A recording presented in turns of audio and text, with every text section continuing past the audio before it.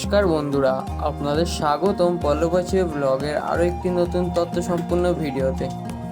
আজকে আমি এসেছি ঝাড়খণ্ডের তপোবন পাহাড়ে, যেখানে এসেছিলেন ভগবান রাম, সীতা এবং রামভক্ত হনুমান। এছাড়াও রাবণও এসেছিলেন এই তপোবন পাহাড়ে। কিন্তু কেন এসেছিলেন তারা আপনারা কি জানেন? জানলে কমেন্ট বক্সে জানিয়ে দেবেন। না জেনে থাকলে ভিডিওটি সম্পূর্ণ দেখলেই জানতে পেরে যাবেন। আমার এই ছোট্ট ভাইটি আপনাদেরকে ত্রিকুট পাহাড় দেখানোর চেষ্টা করছে, যা কিনা তপোবন পাহাড়ের থেকেও উঁচু। এখানে বানর আছে অনেক। আপনারা যদি বানরের সাথে মশকরা করেন, বানরও আপনার সাথে মশকরা করতে ছাড়বে না। কিন্তু প্রাচীনকাল থেকে ঋষিমুনিদের তপস্যা এবং আধ্যাত্মিক সাধনার গুরুত্বপূর্ণ কেন্দ্র ছিল তপোবন। বর্তমানে তপোবন একটি গুরুত্বপূর্ণ ধর্মীয় স্থান, যেখানে ভক্তরা বছরের বিভিন্ন সময় মানসিক শান্তি ও আরাধনার জন্য আসেন।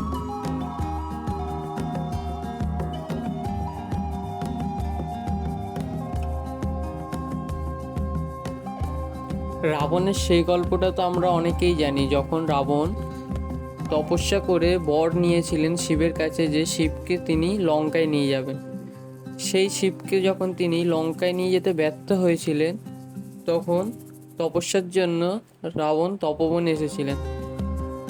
আবার সেই তপস্যাই ভাঙার জন্য দেবতারা পাঠিয়েছিলেন ভগবান হনুমানকে। ভগবান হনুমান তার গদা দিয়ে পাহাড়ের গায়ে আঘাত করে রাবণের তপস্যা ভেঙে দেন।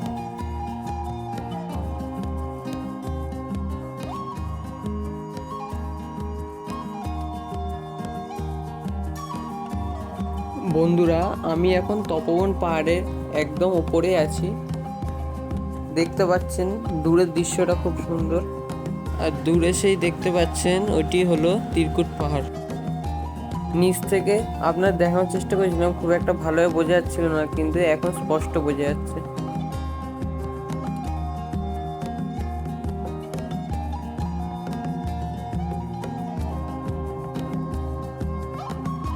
এখন আমরা সবাই মিলে যাচ্ছি তপোবনের ওপরে থাকা মন্দিরের ভেতরে।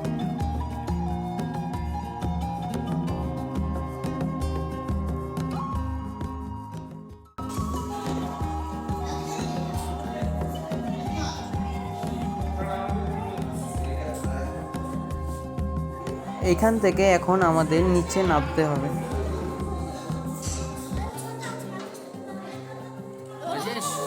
চলো তোমারে বাড়ি।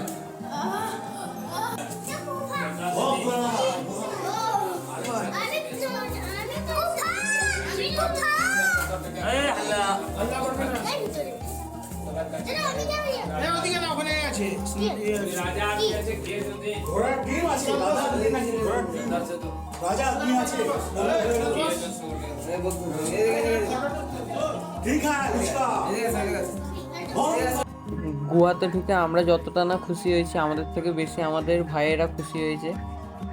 আর গোয়া থেকে বেরোনোর পরে আপনারা এদিক থেকে বেরোতে পারবেন। ভগবান রাম এবং দেবী সীতা বনবাসের সময় এই পাহাড়ে এলে হনুমানের কাছে রাবণের ধ্যান ভঙ্গ করার প্রমাণ চান দেবী সীতা। তখন হনুমান তার হাতে ছোট আঙুলটি দিয়ে 11 বার রেখা টানেন পাথরের গায়ে এবং ভগবান রামের নাম জপ করেন, যার ফলে পাথরটি দুভাগে ভাগ হয়ে যায় এবং দেবী সীতা প্রমাণ পেয়ে যান। ভক্তরা অশুভ থেকে সুরক্ষা, জীবনের সাফল্যের জন্য হনুমান জয়ন্তীর দিন মন্দিরের প্রার্থনা, হনুমান চালিসা পাঠ এবং মহা আরতিতে অংশগ্রহণের জন্য আসেন। এছাড়াও শনিবার ও মঙ্গলবার বিশেষ প্রার্থনা করা হয়, যা হনুমান পুজোর জন্য শুভ বলে বলা হয়। তাহলে বন্ধুরা, আজকের ভিডিওটি এখানেই সম্পূর্ণ করলাম। আশা করছি ভিডিওটি আপনাদের ভালো লেগেছে। ভালো লাগলে লাইক করে দেবেন এবং এরকম তথ্য সম্পূর্ণ আরও নতুন নতুন ভিডিও পাওয়ার জন্য চ্যানেলটিকে সাবস্ক্রাইব করে বেল আইকনটি বাজিয়ে দেবেন।